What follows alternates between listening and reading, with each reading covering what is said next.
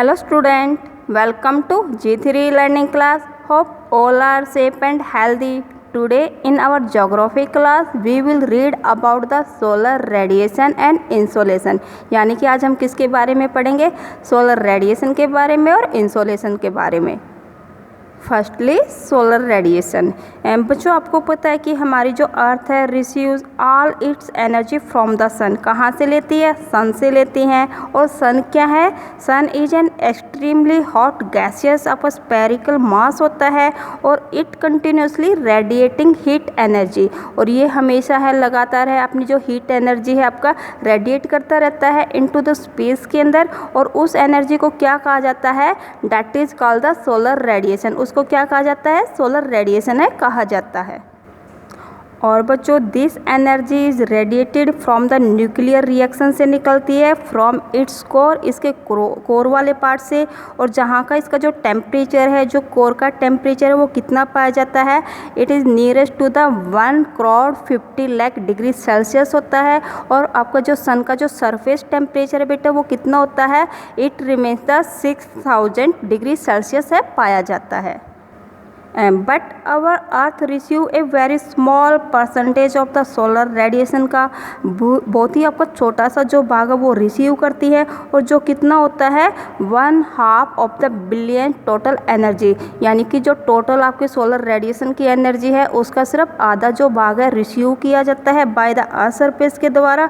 और बेटा this is due to the great distance of the earth. और ये क्यों होता है? कि जो हमारी जो अर्थ है वो आपकी हैव द ग्रेट डिस्टेंस रखती है फ्रॉम द सन से। और जो आपकी जो हमारी जो अर्थ है it is far away from the sun से कितनी आपकी दूर है?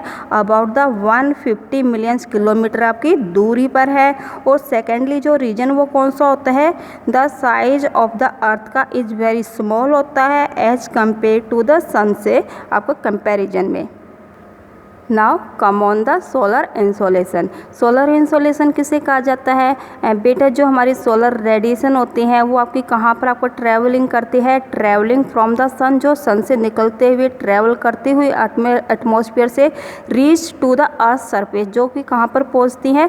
अर्थ सरफेस के वहाँ तक पहुँच जाती है। और जो रीचिंग आपकी जो एनर्जी होती है जो अर्थ सरफेस के ऊपर आपकी रिसीव की जाती है that energy is known as the solar insolation. उस आपकी एनर्जी को क्या कहा जाता है? सोलर इंसोलेशन कहा जाता है। यानी कि सोलर आपकी जो रेडिएशन का वो पार्ट जो अर्थ सरफेस तक आपका पहुंचता है that is known as the solar insolation, उसको क्या कहा जाता है? सोलर इंसोलेशन कहा जाता है। और बेटा जो ये हमारी एनर्जी है it is received in the short wave form के अंदर आपकी रिसीव की जाती है बाय द अर्थ सरफेस के द्वारा। Now solar constant. Solar constant क्या होता है बेटा? On average the earth receive. हमारी जो अर्थ है वो कितनी आपकी किस एवरेज पर आपकी जो कैलोरीज है वो रिसीव करती है?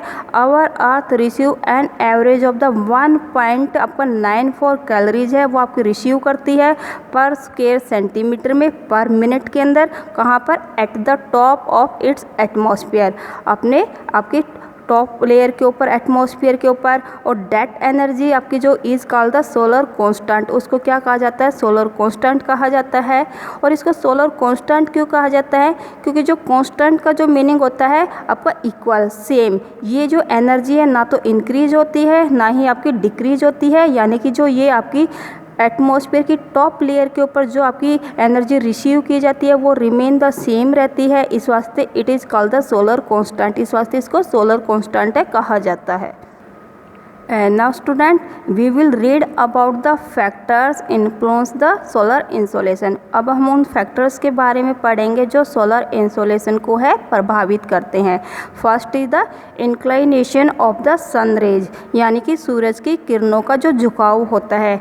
बच्चों जो सन की रेज होती हैं आर ऑलमोस्ट वर्टिकल होती है, यानी कि डायरेक्ट होती है एट द इक्वेटर के ऊपर एंड द इंक्लाइंड फॉर्म के अंदर पाई जाती है, यानी कि तिरछी होती है टुवर्ड द पोल साइड की तरफ है।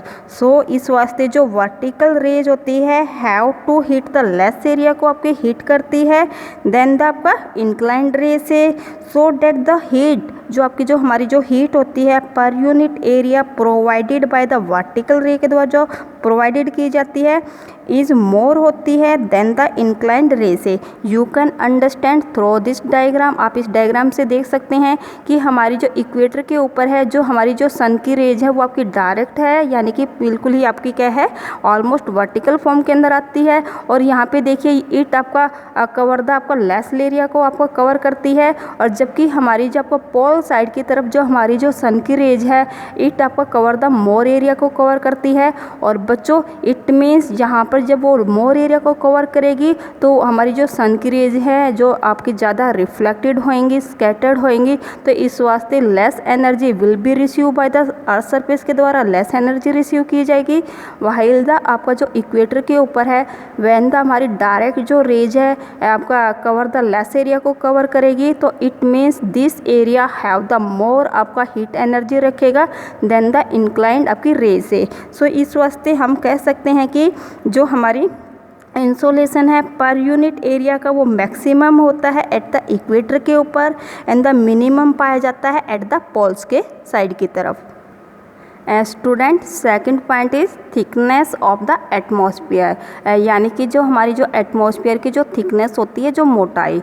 बच्चों आप देख सकते हैं कि इस डायग्राम में जो हमारी जो एटमॉस्फेयर की आपकी जो थिकनेस है इट इज़ आपका रिमेन द लेस रहती है एट द इक्वेटर के ऊपर, जबकि आपकी पोल साइड के ऊपर जो हमारी जो सनरेज है आपका passes through the more thickness से आपकी जो ज़्यादा मोटाई एरिया से आपका पास आउट होती है toward the our pole side की तरफ। यानी कि जो हमारी जो लेस आपका लार्जर जो थिकनेस होती है एटमॉस्फेयर का मतलब क्या होता है, it means the greater the amount of the scattering and the reflection. यानी कि जब हमारी जो लार्ज आपको एरिया को जो सनरेज है एटमॉस्फेयर को कवर करेगी तो वो क्या होंगी, ज़्यादा आपको स्कैटर होंगी, ज़्यादा आपका रिफ्लेक्टेड होंगी। तो इसके मतलब आपका जो आपका these reduce the intensity of the insolation का एट द अर्थ सरफेस के ऊपर आपकी रिड्यूस कर देगी, जिसके कारण है जो आपकी जो इंसोलेशन है रिसीव्ड पर यूनिट एरिया के अकॉर्डिंग इज द मैक्सिमम पाया जाता है एट द इक्वेटर के ऊपर एंड आपका मिनिमम पाया जाता है एट द पोल साइड के ऊपर।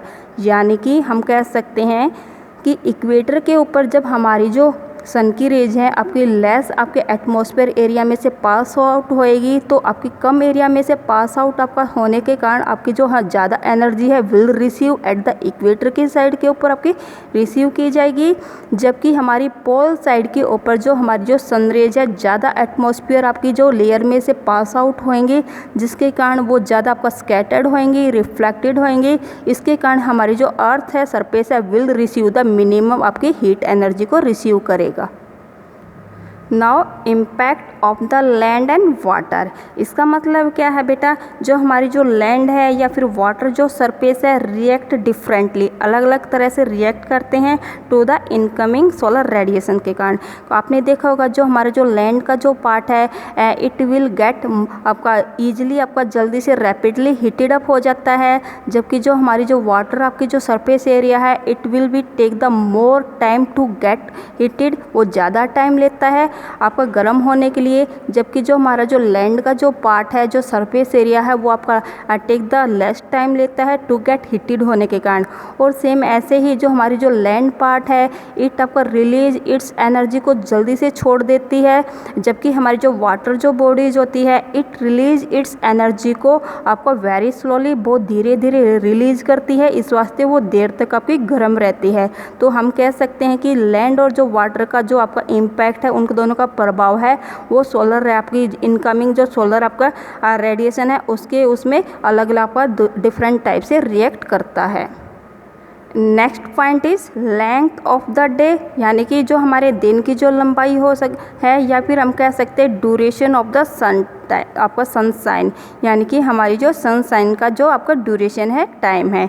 बच्चों आपको पता है कि we receive insolation only during the day time, हम आपकी सोलर इंसोलेशन आपकी कब रिसीव करते हैं, ड्यूरिंग द डे टाइम के दौरान, और when the sun is shining in the sky, जब हमारा जो सन है आसमान में चमकता है। पर बच्चों जो अमाउंट ऑफ द इंसोलेशन का जो डिपेंड करता है upon the length of the day, यानी कि दिन की अवधि के ऊपर डिपेंड करता है, या फिर ड्यूरेशन ऑफ द सनशाइन के ऊपर आपका डिपेंड करता है। कैसे? क्योंकि डेज आर द लॉन्गर होते हैं इन द समर में। आपने देखा ना कि हमारी जो समर के अंदर है हमारे डेज कैसे होते हैं, लंबे होते हैं, और इस वास्ते we receive the more insolation. हम क्या करते हैं, दिन के अंदर आपकी ज़्यादा इंसोलेशन रिसीव करते हैं, बट इन द विंटर के अंदर डेज आर द शॉर्टर, जो हमारे जो डेज है छोटे होते हैं, इस वास्ते लेस इंसोलेशन इज रिसीव्ड। क्या है, हमारी जो कम इंसोलेशन है वो रिसीव की जाती है। और बच्चों जो ड्यूरेशन ऑफ द आपकी जो डे की रिमेन द सेम रहती है थ्रू आउट द ईयर, पूरे साल के दौरान एट द इक्वेटर पर। स्लोप ऑफ लैंड, आपको पता है बेटा जो हमारे जो माउंटेन होते हैं उनका जो नॉर्दर्न स्लोप होता है और जो साउदर्न स्लोप होता है वो आपका डिफरेंट आपका सोलर आपका रेडिएशन है वो आपका रिसीव करता है।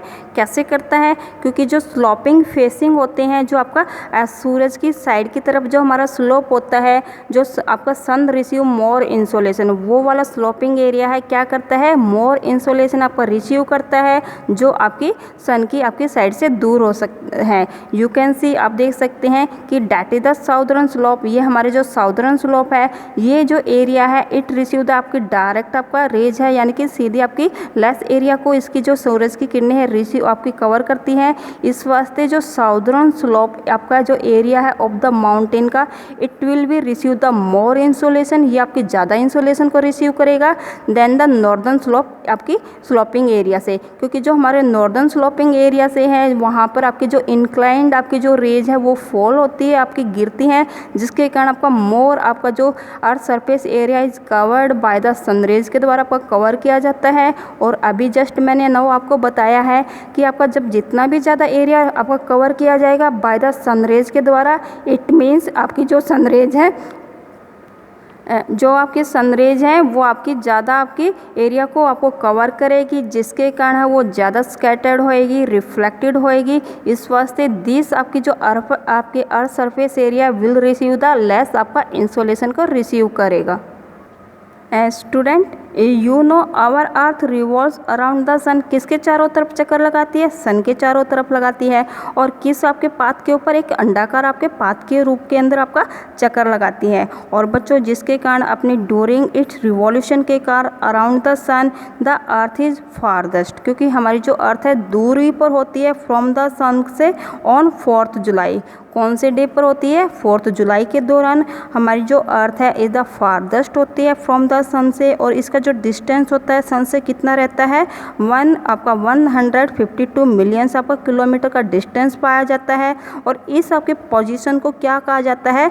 This position is called the aphelion. उस पोजीशन को क्या कहा जाता है? एप्लीहेन कहा जाता है।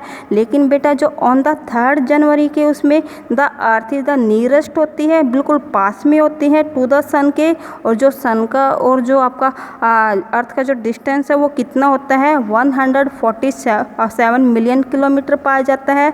और this position is called the pre Helion. ये जो सिचुएशन है अर्थ की क्या कही जाती है? प्री हेलियन कही जाती है।